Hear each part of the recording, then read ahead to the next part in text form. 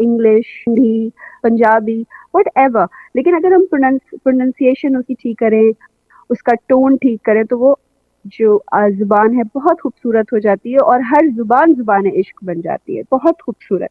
अच्छा असद, आप ये बताइए कि आपने कहा कि आपकी जो फिलोसफिकल अप्रोच है वो टुवर्ड्स आर्ट है, आपने बताया अभी कि आर्ट को आप क्या समझते हैं। तो आपने एक और बात भी की, एडगर एलन पो से आप मुतासिर रहे हैं। तो एडगर एलन साहब की जो जक्सटापोजिशन थी वो थी ugliness of reality, ugliness of mortality, inevitability of death and the limits imposed by mortality. तो उनका एक शेर है, एक पोइट्री उनकी मुझे अच्छी लगती है, एक लाइन मैं आपको बता रही हूँ only, and all I loved I loved alone. alone. Wow, very beautiful. Very beautiful Yeah. Poetry is it.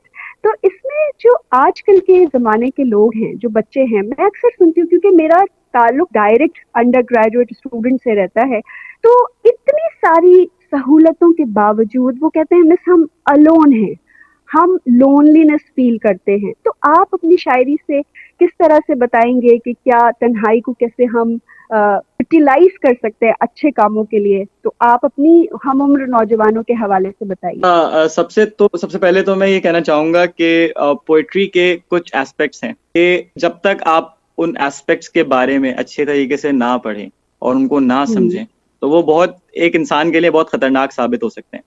Ji. Specifically talking about Edgar Allan Poe, जैसे उनकी हम्म। शायरी के अंदर बहुत ज्यादा मॉर्बिडिटी में जो है वो हम्म। देखने को मिलती है। सिमिलरली हम्म। अगर हम्म। मैं उर्दू में बात कर लूँ तो जॉन एलिया साहब जो हैं, उनकी हम्म। शायरी में भी कुछ हमें सिमिलर थीम्स देखने को मिलती हैं। अच्छा, अब कहने का मकसद ये है कि ये थीम्स जो है वो एक इंसान के लिए, अगर वो इंसान उनको एक बाशऊर पोजीशन से ना पढ़े, तो वो उस इंसान हम्म। की अपनी जात के लिए बहुत नुकसानदेह हो सकती है। क्योंकि बिल्कुल सही। हम जब एक आर्ट को कंज्यूम कर रहे होते हैं, तो हम उसको कंज्यूम करने की एक वजह होती है। बिल्कुल सही। बिल्कुल। I had a psychology course in IBA, जिसके अंदर हमारी जो हम्म। डॉक्टर थी, उन्होंने हमें बताया था कि they conducted a research on this particular hmm. Topic, and they found out that जिन बच्चों को, जिन यंगस्टर्स को, टीनेजर्स को डिप्रेशन या जनरल एंजाइटी के साइंस थे जिनके अंदर, they were more inclined towards depressive poetry as well. Okay. And उसके अंदर सबसे पहले नाम जो था वो जॉन एलिया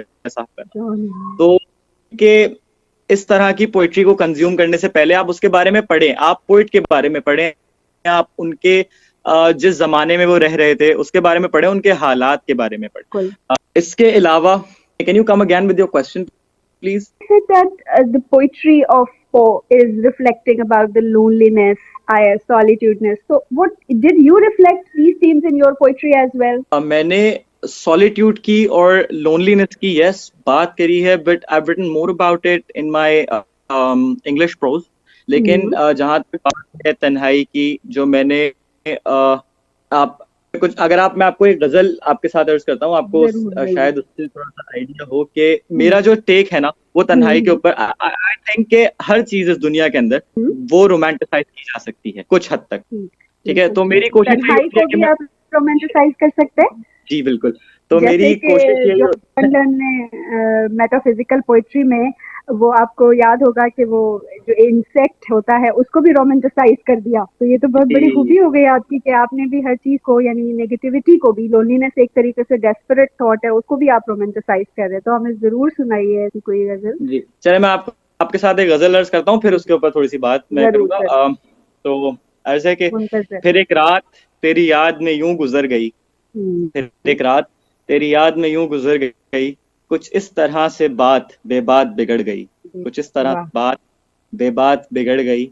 मिलने थी हमसे आई दो पल भी ना ठहरी, मिलने थी हमसे आई दो पल भी ना ठहरी, बेचैन ही लौटी थी और बेसब्र वाह। गई, बेचैन ही लौटी थी और बेसब्र गई।